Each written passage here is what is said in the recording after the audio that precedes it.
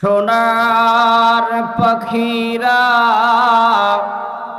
একে একে উড়ে যায়, ভেঙে ভেঙে হৃদয়ের সকল বাঁধন আমার। সোনার পাখিরা একে একে উড়ে যায়, ভেঙে ভেঙে হৃদয়ের সকল বাঁধন। হায় নার উল্লাসে কাঁপে তার ঠাট, কাঙ্ক্ষিত জনতার হৃদয় কাঁদনা। সোনার পাখিরা একে একে উড়ে যায়, ভেঙে ভেঙে হৃদয়ের সকল বাঁধন। শাহাদাত বেছে নেয় সাহসী যে জনা, সোনার পাখিরা একে একে উড়ে যায়, ভেঙে ভেঙে হৃদয়ের সকল বাঁধন। উনি আল্লাহ তাবারক ওয়া তাআলা আমাদেরকে সৃষ্টি করেছেন কেন?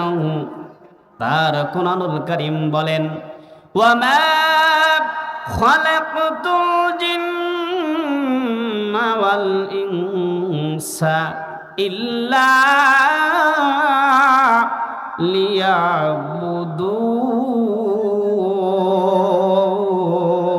লিয়াবুদুন। আমার আল্লাহ তাআলা আপনাকে আমাকে কেবলমাত্র শুধুমাত্র একমাত্র তার ইবাদতের জন্য, তার দাসত্বর জন্য, তার গোলামি করার জন্য আমার আল্লাহ তাবারক ওয়া তাআলা সৃষ্টি করেছেন। বান্দা আল্লাহ তাবারক ওয়া তাআলার নিয়ামত খাবে এবং নিয়ামতের শুকরিয়া আদা করবে।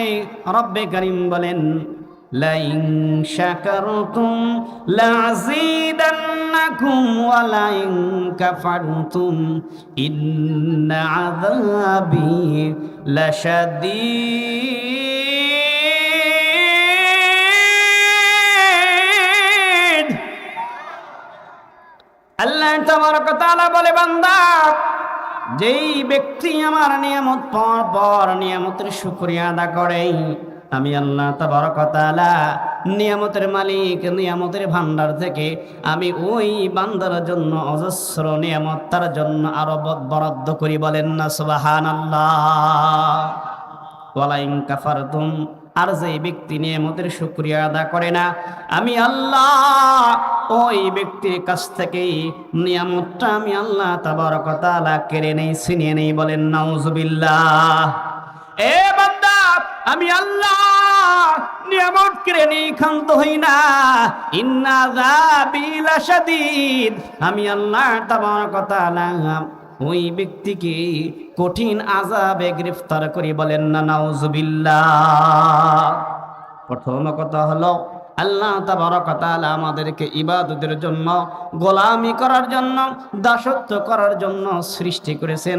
এজন্য জমিন যার, ইবাদত হবে তার। ঠিক কি না? এই জমিন যার, এই জবান যার, ইবাদত শুকরিয়া হবে তার। ঠিক কি না? দ্বিতীয় নম্বরে আমি আল্লাহ তাবারক ওয়া তাআলার কোরআনের শুনলে আয়াত থেকে আপনাদেরকে বোঝানোর চেষ্টা করেছি।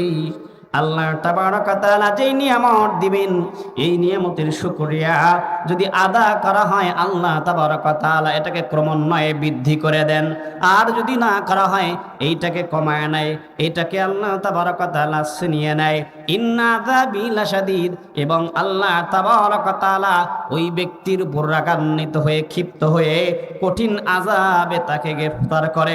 এই দুই আয়াতের আলোকে আল্লাহ নবীর সাহাবী হযরত ওমর ফারুক রাদিয়াল্লাহু তাআলা তার দেওয়া হায়াত আল্লাহ তাবারক ওয়া তাআলার নিয়ামত মনে করে আল্লাহ তাবারক ওয়া তাআলার ইবাদত করতে হবে, এ কথা কোরআনুল কারীমে আল্লাহ তাবারক ওয়া তাআলা বলেছেন।